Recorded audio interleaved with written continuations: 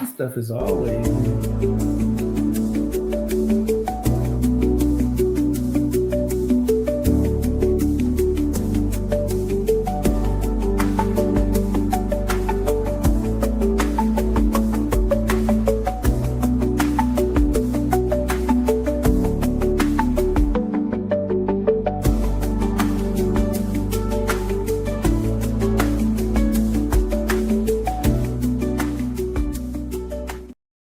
Delay almost. Hi everyone, it's Consuelo. You all know me on X as Sway Me Sexy Raw, but I am the director of Freeman Descendants Advocacy Group and the owner of Goddess Health and Wellness.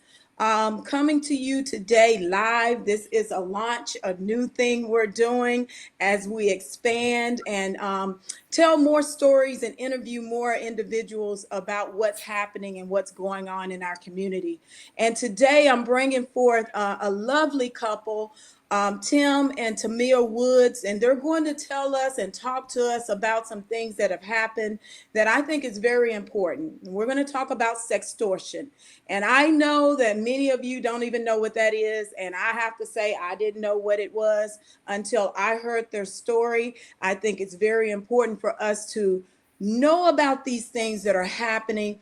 There's a lot going on in our nation. There's a lot going on in our communities, but we must protect our children because they are targeting them in so many ways, and especially on social media.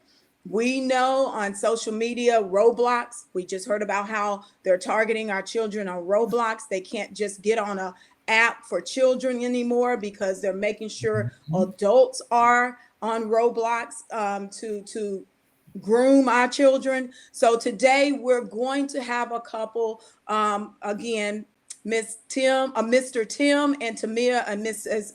Tamia Woods to speak to us about sextortion. So I'm going to now bring them on. Well, as you can see, they're here with me, but I'll give them the opportunity to give you an introduction about who they are and what they do. Go ahead, Tim and Tamia.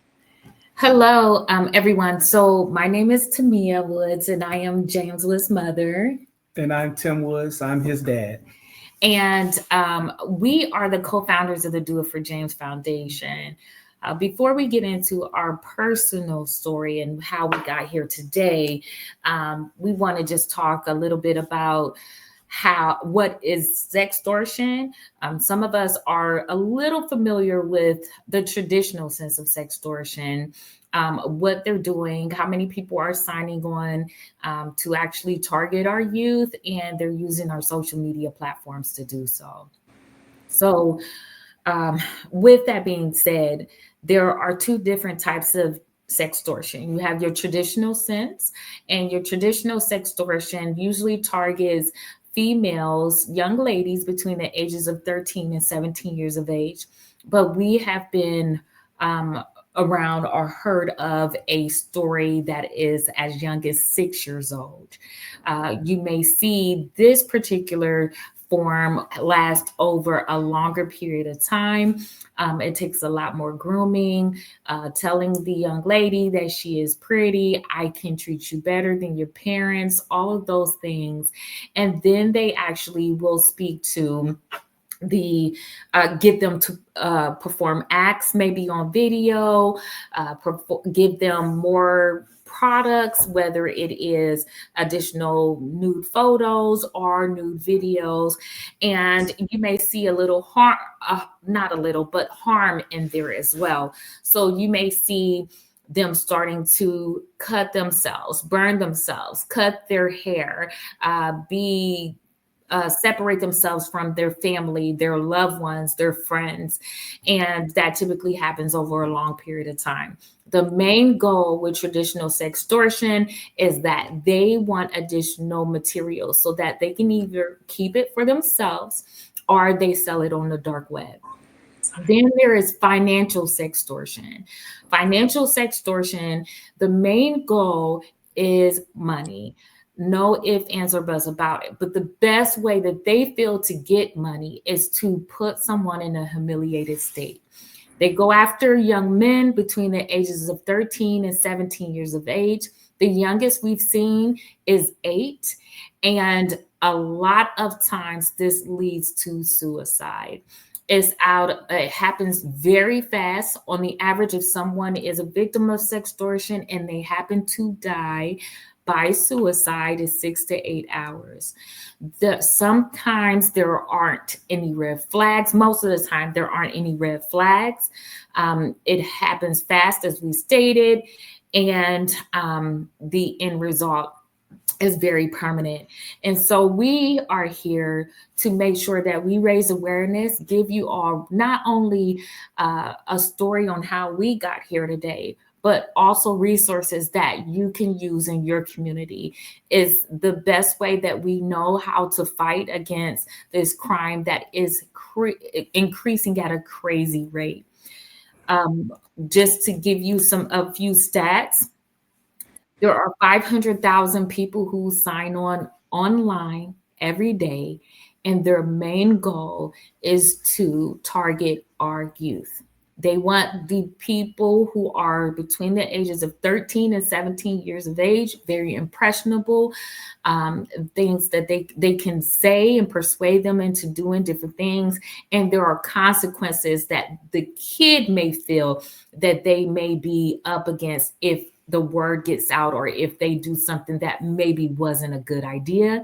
They're very curious when it comes to people who they are attracted to.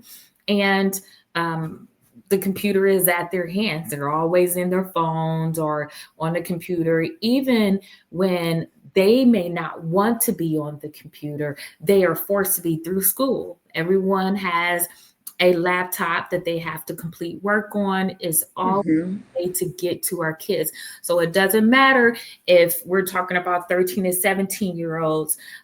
We also have situations, like we said, 6 and 8-year-olds who may have been on Roblox or some other social media app that caters to younger people. And that is why we are here today. Our son was a victim of financial sextortion. He was our only child and our world. And we had made sure that through our experience, we want other people to not only learn from us, use resources, and never find out what sextortion is the way that we found out what sextortion is. Okay, so thank you so much for educating the people that how young they're targeting our youth with this type of crime, right? We know it's a crime. And then the fact that they are young individuals that really don't know what's happening. They are naive to what's really happening in this world. So I thought that's why I was like, this is a very important topic for our people to understand what is happening, because we may tend to say, okay, they're out on social media, they're playing with their kids or playing with their friends. But even if they're on a social media app with their friends can be targeted as well. Our AI is out there now. So like there's a lot of hacking that's involved. There's a lot of AI. So they may truly feel like they're communicating with someone even that they went to school with, but it ends up being someone else. We've actually helped someone through that was being sextorted, where they thought that they were talking to a girl that they actually liked at their school, and it actually wasn't that person.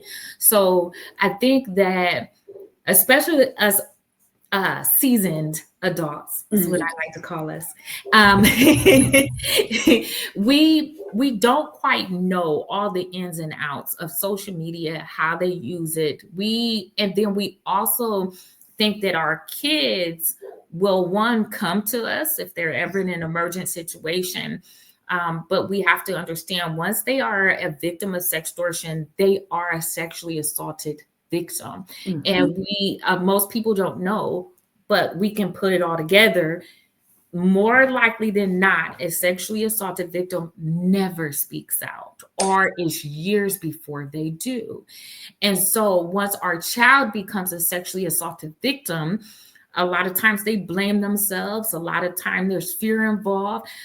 They, even though they may have given a picture or a product that is that they willingly did it, they're like, oh crap, I did this to myself, not realizing that the what I call murderers, because they are murderers in my opinion, and that's how I refer to them. They know exactly what they're doing. They know how to target our youth and get them to do things that they may not have really wanted to do.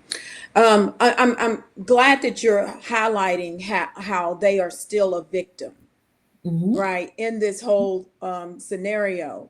Even though, yes, they were not aware of the intentions behind the individual on the other side of that computer or that social media app. The guilt that someone may feel is the same as someone that is sexually assaulted, because I mean, it really is. You're violated, right?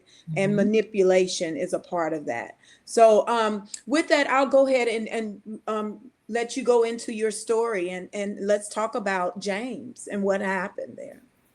Okay.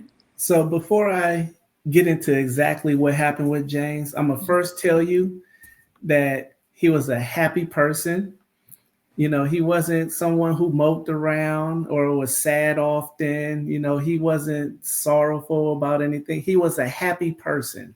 He was smiling, laughing, joking. You know, he was the life of a party. He wasn't a class clown, but they loved to have him there. You know, even his teachers liked him. And for me to have his teachers say, you know, your son, he's a good kid. He doesn't cause any problems. And, you know, I just thought back to when I was a kid and I was like, yes, he's not like me. But he was perfect in my eyes. You know, he was loved by all his family members. Some of his cousins are his best friends. His friends that he made while he was in school, living in the neighborhoods that he lived in, all of them loved him. He made people just feel welcome to be around him. He walk up to you, introduce himself. 5 minutes later, y'all are exchanging numbers. Y'all playing video games together. I mean, he was a person who had a very active social life. He was a true extrovert, and everybody loved him. That was one of the biggest things about him. He had a heart that everybody saw the good in. They wanted him around. They invited him to all the parties. Whenever they had after school gatherings, he was always invited. They'd drive him home or pick him up. I mean, it was very rare that I could say James came home and said he had a bad day at school. And that's weird, because I remember a lot of my days at school, and I'm the other way around. I could probably count all the good days. but James, he was different.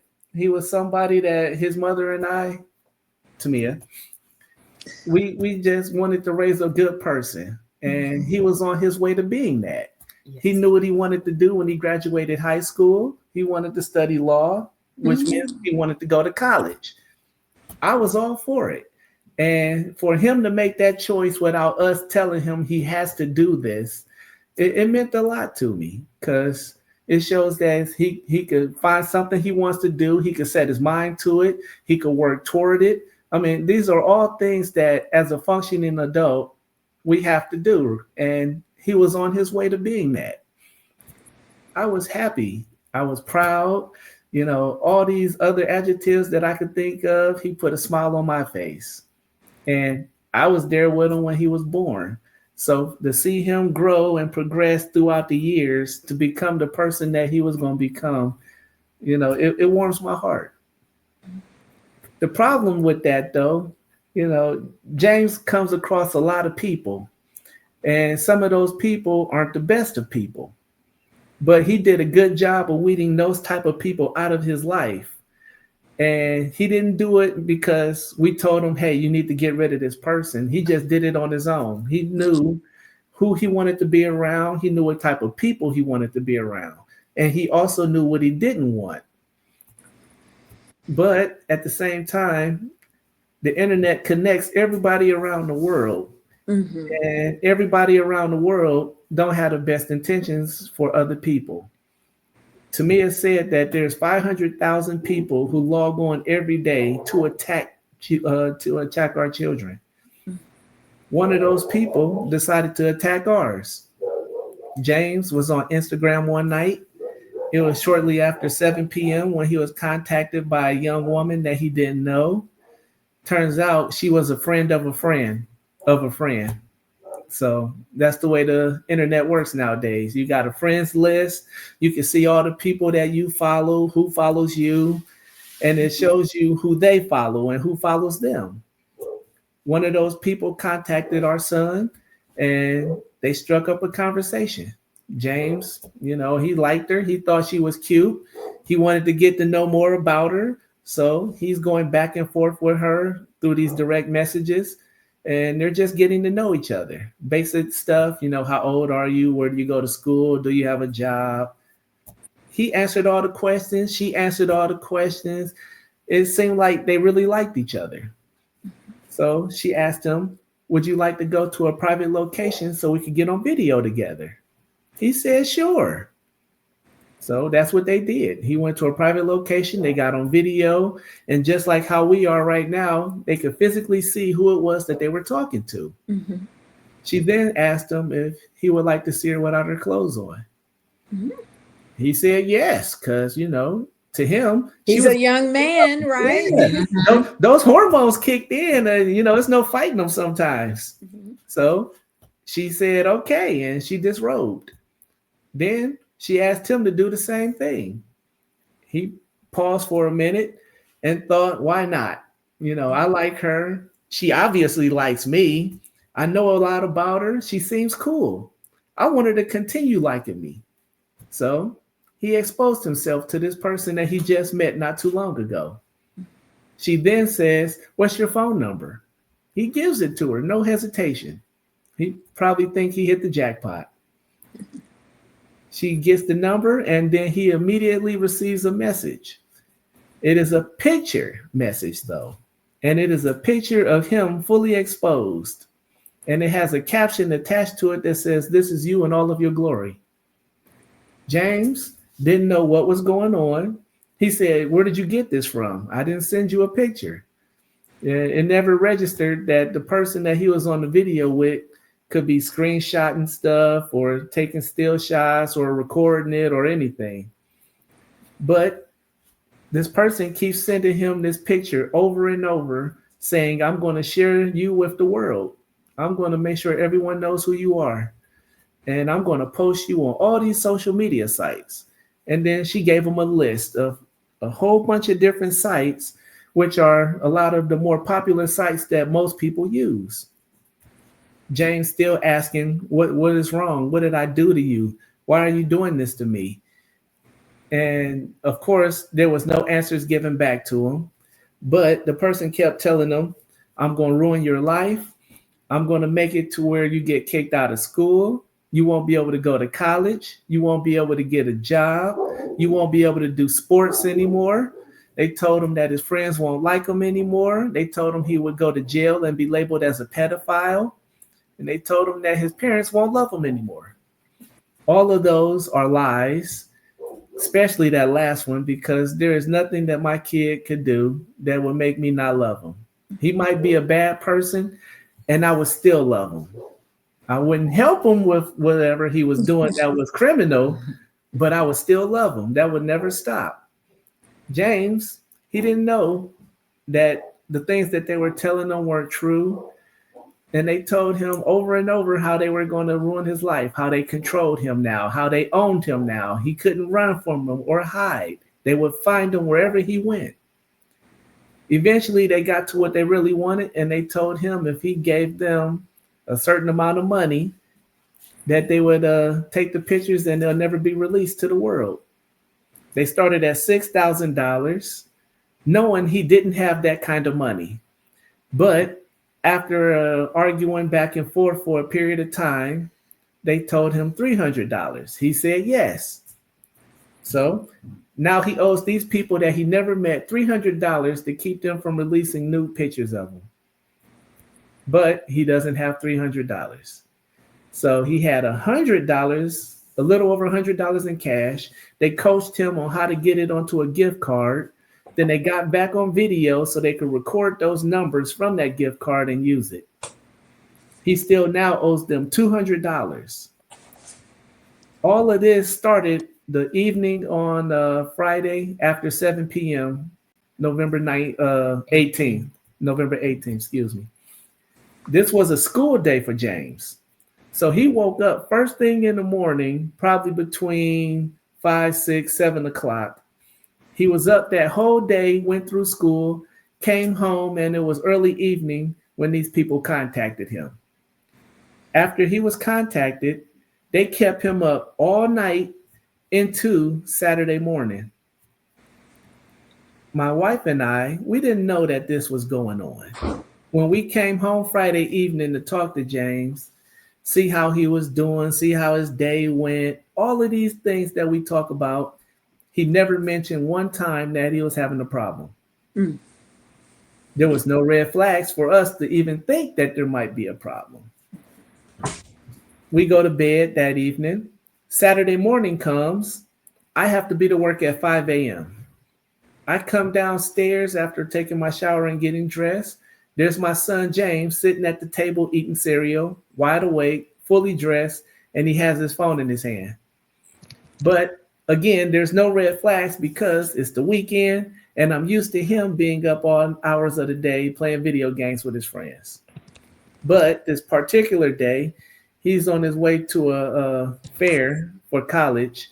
It's a whole bunch of schools. They got together at a high school down the street from us in Warrensville Heights. And it's the HBCU college fair.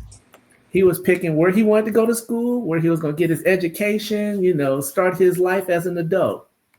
I talked to him, told him how proud of him I was, told him how he's doing things I never did. I was just telling him all the good things that a proud father tells his son. And I let him know it. I was like, I am extremely proud of you. And when you're done growing up, I want to be just like you. And he kind of blew it off like, oh, stop, Dad, whatever. But I was serious because I told him, I was like, I'm looking up to you now because you're doing things I never did. I told him that 3 or 4 times. I told him how proud I was of him at least 4 or 5 times. I went to work that day with a smile on my face. I'm working. I get off work at 6 p.m. I'm about to come home. I'm about to play video games for the rest of the night. But first, I was also going to see how my son's day went because he was doing something that a lot of people don't do. And I wanted to hear about it. So when I got home, it was shortly after 6:30. I get to the house and notice that there's a light on in the house that it shouldn't have a light on because I could see it from outside because it was a little dim out. I walk in the house, take care of the responsibilities with the dogs, and then I go to where this light is. It's a closed door to this room, which, there's closed doors all throughout the house. Nothing really, shocking. But when I open the door, I see my son laying there asleep. Okay, he's asleep, no problem. I'll just wake him up so he could go and, get up or do something or whatever. It's too early to be sleeping today.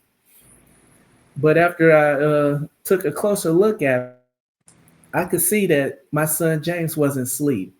Mm. My son James is now past tense. And I instantly froze. I couldn't move. I screamed his name and there was no response. And I'm thinking, a lot of cuss words. I'm wondering what happened. I'm just all anger. This is the only feeling that's going through my mind because something is gone that I spent a lot of years for. I worked. I went to third shift for a long period of time. My wife went to school. She went to work. She went back to school. She went to work. We did all this sacrificing to see something beautiful grow. And I'm looking at it no longer possible. Mm. I had to crawl over to my son because my legs wouldn't work. I laid there on him crying, wondering what happened, what went wrong, who got to my kid, why is he not here anymore? I, of course, didn't get any answers to the questions that I had, but one thing I knew for sure was this isn't right. I've been cheated. I did something wrong. You know, Mhm. what could I have done to make it to where my son was still here? He's supposed to be talking to me right now, telling me about his day. I didn't get anything that I wanted. Instead, I got the complete opposite. I got my whole world taken away from me by someone that I never met, someone I never knew about that existed. Everything was gone. All these emotions that was going through my mind, all the feelings that I had, everything, I can't explain it. But at the same time, I know that I have to pick up my phone and call someone else and let them know what I know, knowing that they're going to feel the same way I do or even worse. I had to pick up my phone and call my wife, Tamia, James's mother, her, and let her know that her only child, the only child she will ever have in his lifetime, let her know that he is no longer here.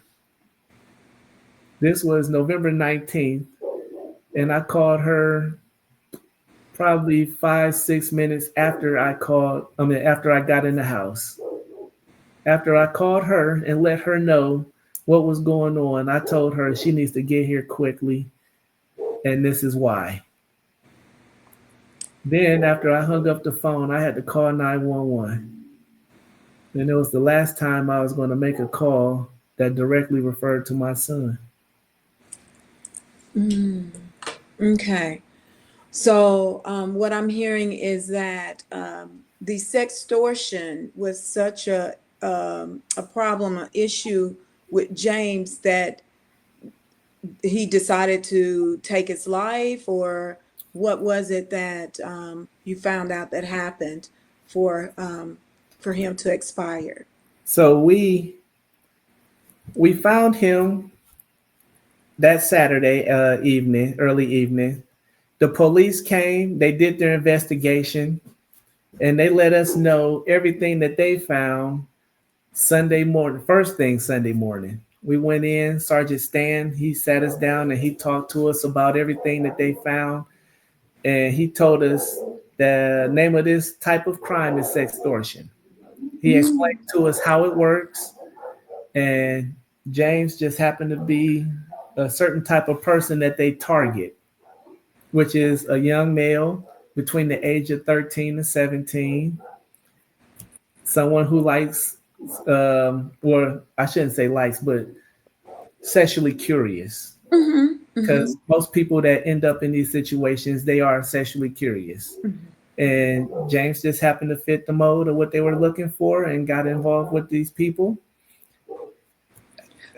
It's So, It's, James received 200 messages in 19 and a half hours. And within those messages is what led him. So James didn't have any depression issues, any thoughts of dying by suicide or suicide, suicidal anything of ideation. that sort. Yes. He didn't have any of that on November 18th, but within those 19 and a half hours and those 200 messages, he developed every single sign when it comes to isolation.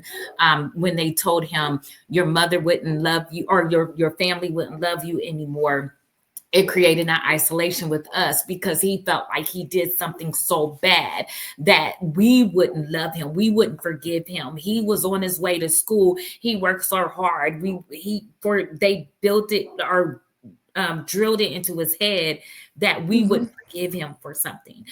They sent James pictures of James unclothed to his friends, to his family, created social isolation. They asked him for the $6,000 and then got down to 300 and created a feeling of unemployment. They actually, one of the text messages that was sent to James was, I am more determined to write your life make it away. It's a trash can, a shame, a dishonor, a hell, a real disaster, a hell on earth. And also, I remind you that I am heartless. I have no pity to write a life as well as yours. That was one message of the 200. They counted down until James passed. They influenced him to take his own life. They told him he might as well kill himself because you'll never get rid of me. You'll never be able to run track. You'll never get that scholarship again. We're going to ruin your life. You will have no future. They told him he would be labeled a pedophile because they had materials of him and he was under 18.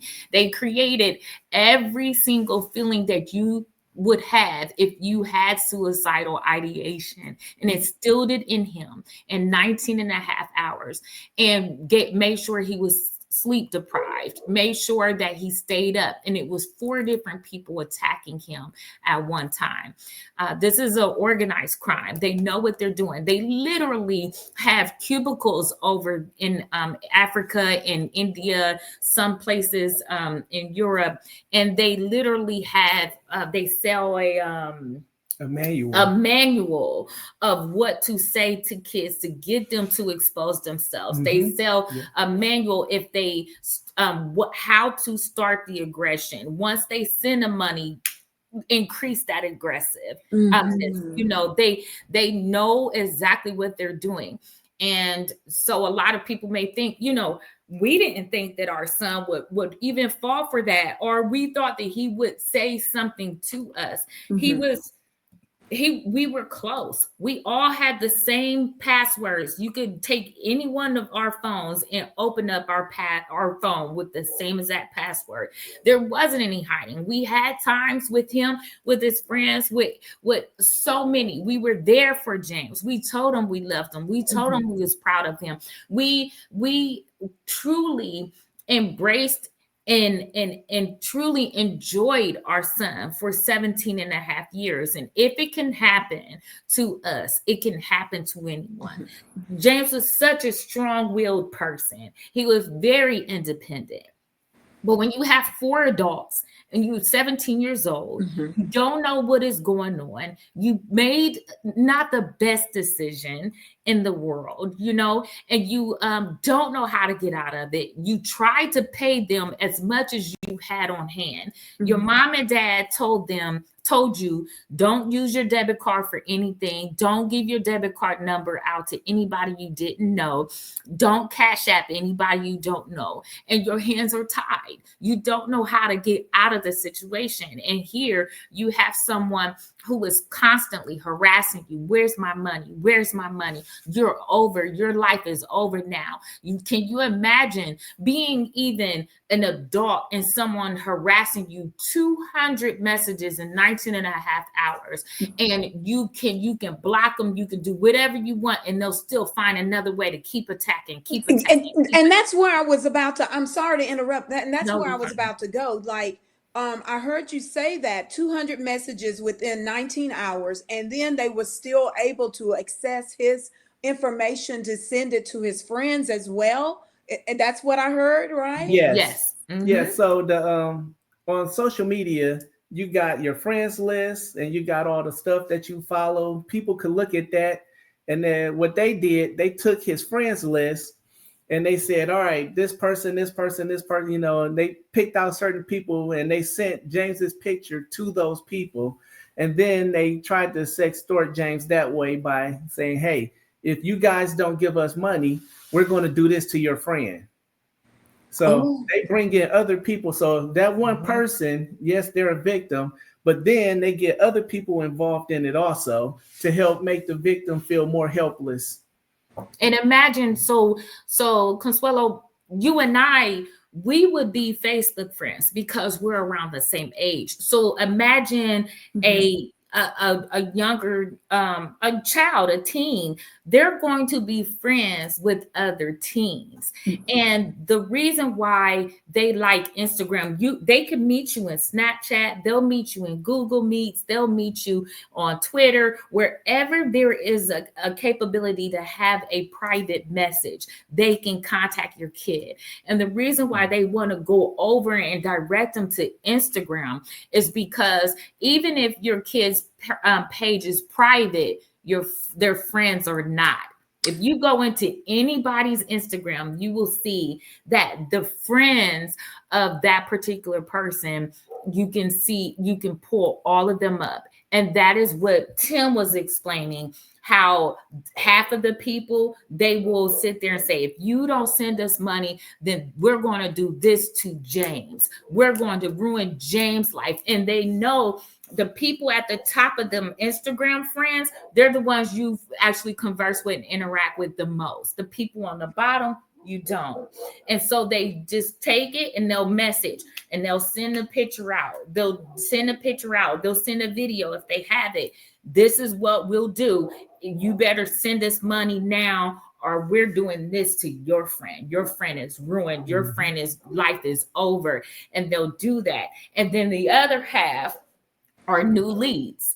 They're going to use them to actually get targets to expose themselves. And it's a revolving practice over and over and over. And like you said, on top of that, this can lead to more than just the child being a sextorted victim. A lot of times you may have the boy who is sending money to try to get them to leave them alone, but then they may target a girl and get them to expose herself, provide videos, go on camera with another person, or doing acts that will get the guy to do something as well, creating that safe space. So it's an online form of human trafficking, and that's you get your female victims in there as well.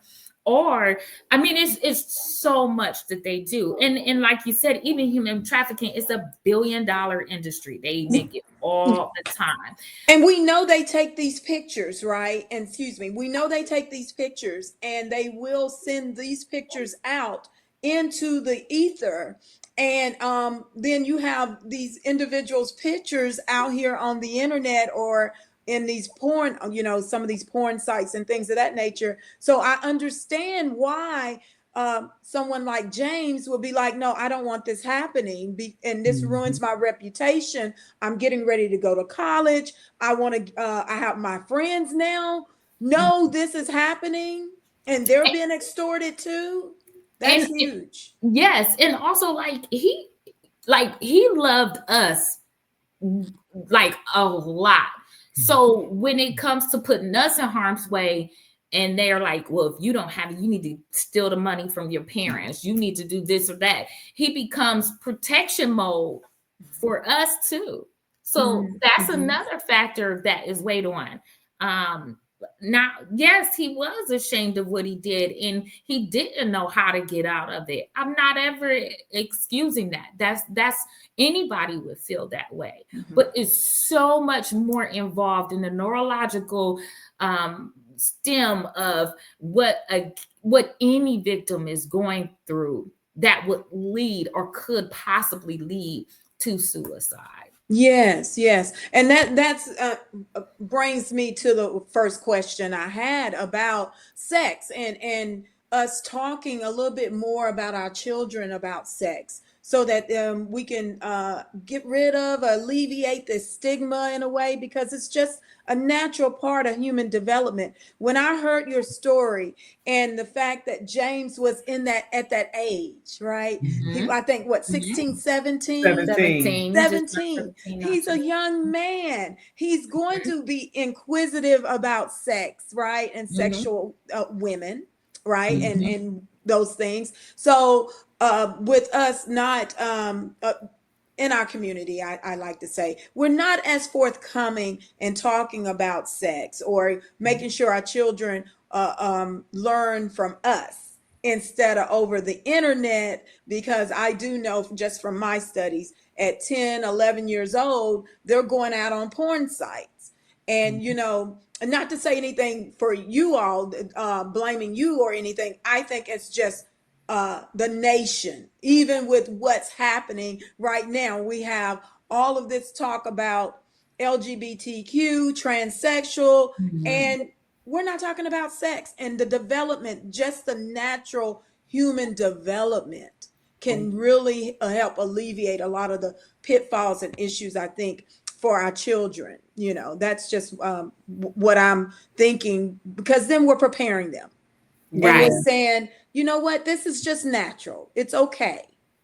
Right. Yeah, we encourage parents to talk to their kids about sex and other things, because sextortion is something we never talked to our son about. So when we talk to other parents about sextortion, I always tell them, when you have this conversation, also talk to them about sex. Tie them together and make it a normal conversation, because everybody has some kind of version of the birds and the bees that they were taught by their parents. And that's pretty much where the conversation ended. Yeah. So we just encourage them to try to meld them together and just make it a table conversation over dinner or some kind of way. But we just make it to where they know they have to have that conversation. Right.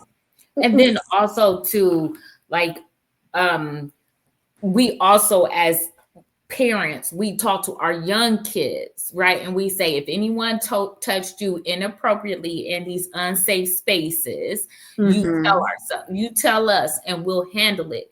But a lot of times I can be vulnerable and admit that after James reached a certain age, I didn't have that conversation. I assumed he already knew. If anyone touched you inappropriately, you come and see me. And I think we do as parents, as they grow into teenagers, we don't have those conversations again. But also, we don't have the conversation of, if anybody approached you and said things to you inappropriately online, this is what you do as well. And it's not to post blame on anyone. Nobody can ever post blame on Tim and I more than we've ever did to ourselves and had to, coach ourselves out of it. But what we are saying is that we are not criminals. So a lot of times we don't think like criminals think. And so we feel like if we plant a community in our kids, if we talk to our community or our kids about certain things. Tim talked to James about sex. He talked to him about different things, but he did not know what sextortion was to have that conversation. We've had these family conversations, but we unfortunately were the worst case scenario of not knowing what sextortion is to be able to have that type of conversation. Right. Okay. And then the other thing is, I heard you state that the police, right, in investigating, that they were able to go in. How did they find out all of this information with James? Were they able to access his phone? And were they able to track these criminals?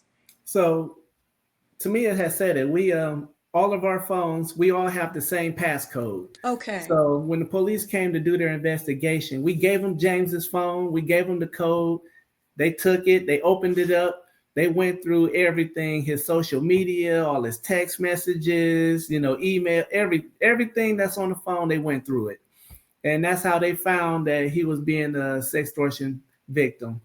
They gave us all that information, and they told us when they had us in the office, some of it was going to be hard to see or read, and they were right. So they did their job. They gave us all the information. They knew exactly what it was. They explained it to us in great detail, and we've taken that and we're trying to give it to other people so that they don't end up like us. Yes. And that's the concerning part, because it's organized crime and it's international, is what I heard you all state, both of you state. Right. And, okay, go ahead. I'm sorry. So 90% of sextortion criminals are overseas. So just like with James murderers, we probably will never have justice. It's low risk, high reward. It's very hard to be able to get approved to have the murderer or the criminal, if they didn't get to that point, extradited to the United States. First, the United States has to prove their case. Then they have to prove it to whatever government the crime happened in overseas. Then that government has to, one, have the same kind of heart, morals, intellect, integrity, all of that, to align and say, okay, we give this person to you. And then they then have to take them to court and try them and prove it all over again. A lot of times, like with James, his murderers are from the Ivory Coast. The Ivory Coast told the Homeland Security that they will never give any natural born citizen to us. So even if they prove beyond a reasonable doubt that the person did commit the crime, they still will not give them over to us to be extradited. Now, what we have been seeing, not with us, but there are some cases where they're investigating it and will possibly put them in jail overseas in their jails. But that's not 100%. You're not in control over the amount of time that they deem or try, or what am I trying to say? Give them. Yes, that gets placed on them. It's so much in the other person's shoes when it comes to that. Okay, so that's a really difficult situation. Considering they know who they are, is what I'm hearing. They're able to track these individuals in overseas and locate who they are. But at the same time, their government is protecting their citizens, even though they know they're involved in international crime. And what I'm hearing is they are not willing to create a document or create an agreement with the United States whenever their citizens are involved in these international sex crimes, is what I'm hearing. Correct. Contrary to what a lot of people believe, the rest of the world doesn't really look at America favorably. So to have an extradition treaty with other countries, America, they must have done something that the other country likes, and then they exchange those things. Some countries around the world just don't like America and will never work with America. They're going to always look at America as a bad place. So there's going to be no treaties with those countries. And those countries, a lot of them, are where these crimes are taking place. So when we go over and ask them, hey, you did something where one of your citizens did something to us that's very harmful, we want them so that we can put them through court. That country is going to say no just about every time. Well, I will say this to you. Just hearing this story and learning that a great deal of this sextortion is taking place on another continent, where we know scamming and all of that happens, right? From you know what I'm talking about. Even the emails, right? When the internet first came, it was, I'm a prince, I'm in Nigeria, I can help you, I got this money. That's the scam. Now it's going, it's like they keep expanding their boundaries, right? That was adults. But now they're focusing on our children, and then it feels like our hands are tied. And that, just speaking with you right now about, I'm furious. I'm sorry. I'm sorry. Yeah. I'm furious. Yeah. Because they're even coming here. Yeah. and implementing scams. So it's like, what do we do? How do we protect ourselves and protect our children if these other beings can immigrate to this country and commit scams, and then they're in our system where they're hacking our system and on social media as well? It's just a lot. It's just a lot to process. So one thing I want to say, when children and adults are communicating with each other, they should have those conversations, but they should also have safe words so that they can let each other know that something is wrong.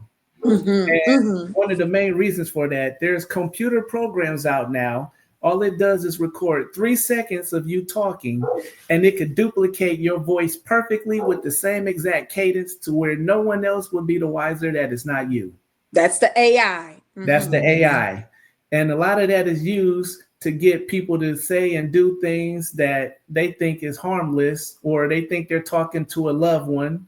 You know, my son could be calling me from the grave right now, and I would hear his voice and know that's his voice, but I know it's not him only because of the situation.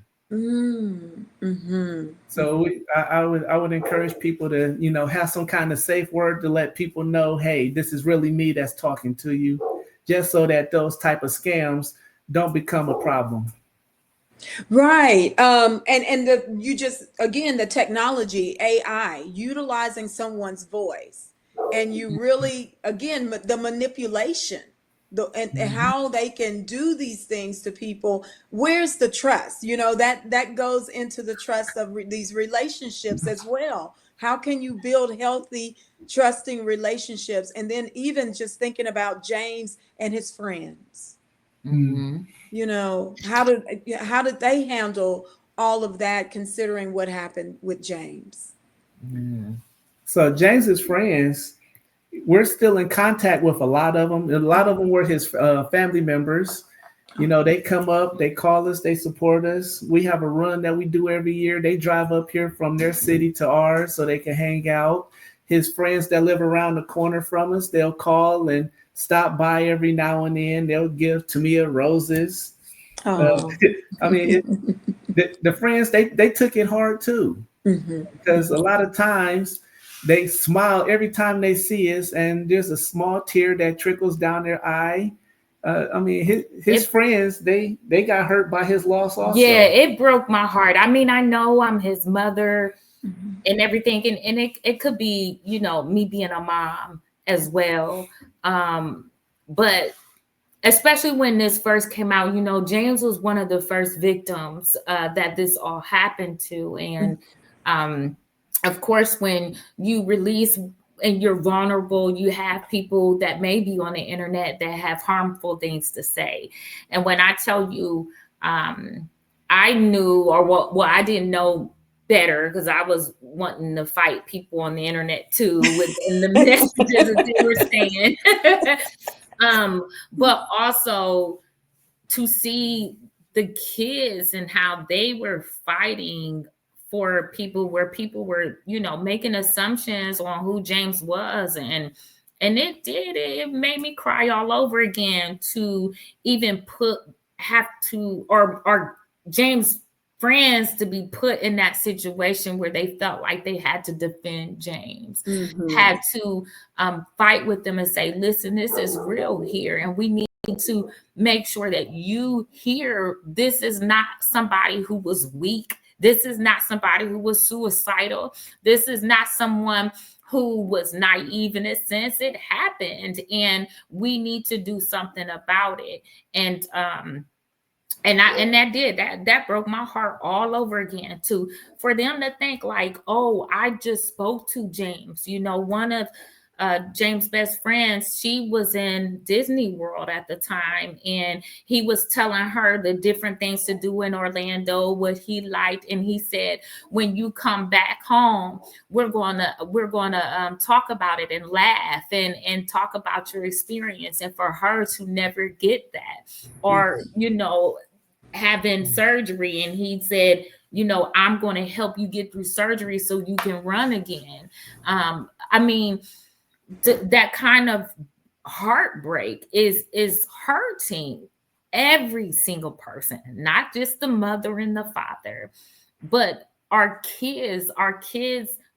We grow up. My best friend I've known, not gonna say the year, but but we've known each other since the ninth grade. I mean, when you saw me, you saw her. When you saw her, you saw me, and that we were thick as thieves. And so I couldn't imagine losing her Hmm. during that the most impressionable time, during the time where your high school friends are the ones who go with you and experience life with you, and you lose somebody like that. That is so unfair in all aspects. And so we not only are we making sure that we speak about sextortion, we speak about suicide awareness, but we have to make sure that we give our kids the opportunity to deal with grief when they are forced to deal with it, and love on them more and give them some encouraging words. I mean, all of that we have to do, because this social media is some good stuff to it, but it's also some bad things. And if we allow strangers to continuously talk to all of us, it doesn't matter how old we are, in certain ways, and they don't have a support system to counter that, we are not in a good space. When we will not be in that good space, and that's why Tim and I are here. Yes, and I really appreciate you, you and Tim coming on X with me and doing this interview, because again, I was like, oh my gosh, I don't hear too much about this, right? I know a little because of what I'm studying, but overall in the process, and knowing a family, or knowing someone that actually is living a proof of it, and the fact that we have all of this social media, and we tend to not really think about our children being targeted. Right. We already know human trafficking is happening, but we really don't really address it or talk about it. And now we are adding another layer to it. And so I know we were speaking about just chatting before the interview, and you were stating that this is something that you also feel that is very important for us to talk about in the community, and educate our children, just so that they are aware, okay, yes, you can have social media, but at the same time, there may be some boundaries that we need to set. And then just discussing how they can utilize it as a tool with their friends and family. But, we might have to set up some boundaries in engaging with other people you don't know on social media. Yes, it's pretty much the same as when we were children. We didn't have the internet, but it was that thing called stranger danger. And with the internet, that's pretty much thrown out the window, because everybody on the internet is pretty much a stranger, someone you haven't met, someone you haven't seen in person, but you're interacting with them freely. So we have to just educate people. Hey, this is a new way of doing things. Forget about all the old ways. This new age with computers makes everything completely different. So this is how you should conduct yourself. And we got to make it to where kids understand it's not so that they could be controlled. It's just so that they could be safe. Yes. And that's one of the main things, because nobody likes being told what to do. But at the same time, we want to make sure you're here tomorrow, so that we can still get mad at you for not doing what we told you to do. Yes.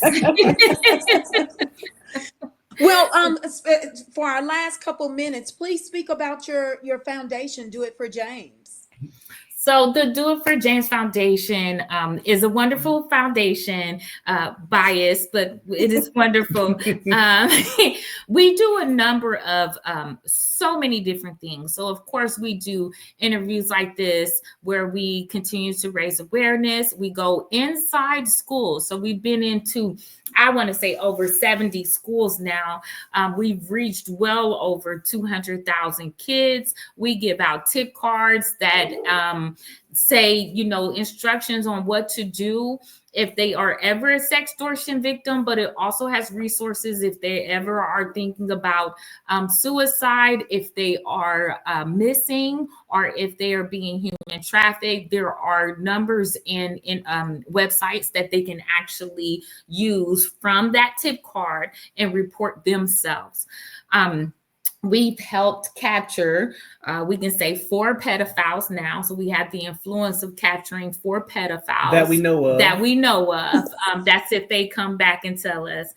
There are 2 other ones that are being investigated right now. We helped well over many young adults out of sextortion cases. We do triage, not at a heavy extent, but if someone needs help, we guide them, and we positioned ourselves to help anybody within the United States from here in Ohio. We've received multiple awards. A couple of our favorites are from the FBI, former Director Ray. We received that. We received from the Cleveland Cavaliers, the gift maker in the community, but we also have so many. I was voted USA Today Woman of the Year this year for Ohio as well. Thank you. So it's a lot of different things that we have came that benefit out of it. And we didn't think that we would get here, but we are embracing what we can, and Do It for James is our son. And so that is how we are continue to be able to live and embrace our son and the legacy that he leaves behind. Also, before we go, we do have 3 big things that are coming up. Okay. Or 4, but so we do have what's called Poetry on Purpose, is a book that is coming out through the foundation, where multiple poets have donated poems dedicated to mental health, and half of those proceeds go back into the foundation to help keep us from raising awareness. And that book releases on November 15th. We have an event here in Ohio, in Akron. It is called Learn, Apply, Prosper. A wonderful event. It actually circles around Tim and I. We will be the keynote speakers. Then we have the National Center for Missing and Exploited Children, a hacker professional, and the media that will come and talk about social media dangers. We will have a breakout session. Then we will have some counselors and licensed psychologists talk about the increase of suicide amongst our youth and the need for therapy for our youth after experiencing something traumatic, and ending with Commander Dave, Chief Wayne, and Sergeant Stan, who actually handled James' case. And that event, you can get continuing educations. We're in the process of getting those capabilities to get the credits nationally if you attend. Yes, I like that. Yes. Yes. And then we have our gala. So the Learn, Apply, Prosper is January 16th. The gala is January 17th. Where we are highlighting again the people who helped us where we are today. And then lastly, we have a book coming out that is personal for ourselves, that actually speak about not only our beginning and how Tim and I met, how James came about, what happened to James, but then our grieving process and some of the questions that many people have when dealing with grief. And that is coming out soon as well. And that is titled Over the River and Through the Woods. So that is everything for right now. Well, I really I like that, and you already know I want to do some more collaboration work with you. So just the National Center for Exploited Children and Therapy, I think that is very important, especially after a traumatic event. And then your gala, and of course supporting you with your books. So you got a lot going on, and I'm really happy for you in that you're still carrying on James's spirit, right? With us right now. So we'll be in touch. I'll be in touch anyway. And I hope others will be in touch with Tim and Tamia Woods or Do It for James's Foundation. Please donate. Any and everything helps with them to get the message out to everyone nationally, right? They're located, you said, in Ohio right now, but they're willing to travel, you all, and come and support you wherever you are located. And still, that costs. So thank you. Yes. So, and then maybe we could talk about, I would love to talk to you all later about legislation. Oh, yes. Mhm. We got to get that in, talk about that and possibly create something that we can implement on a national level with these crimes, even if they're not here, but then at the same time, the social media apps. I Yeah. don't, Mhm. we got to figure out a That, way. That's a whole nother yeah. hour. It's a lot of politics involved in what you just talked about. So. Yes. But we could definitely speak on it for sure. But it's a Okay. whole nother hour. Oh, okay. Well, we got to have a part 2 then. Yes. Okay. I'm sorry. That will do. Okay. All right. Well, thank you so much for your time. I will continue to push this and push your foundation. In the meantime, we will be putting this on YouTube, you all, at the FDA Group Incorporated. And then if you want to contact Tim and Tamia Woods, how will we contact you? Through your foundation, or do you have any other contact information? You could contact us, Do It For James Foundation at gmail.com. That's the best way because we answer all our own emails. They could look us up on the website that's posted right there. That's a good way that they could contact us. And our phone number. Do I want to go on the phone number? Yes. The phone number 330-554-7482. We answer all the phone calls, text messages, emails. It is my wife and I. We are the main two people. Yes, we do have a board who helps out, but most of the bulk is done by us. Okay. All right. Well, again, thank you for your time. I'll be in touch.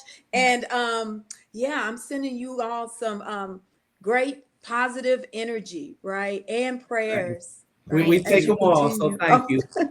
All right. Thank you. Have a Thank good you. one. Bye. Good night. Oh. Okay.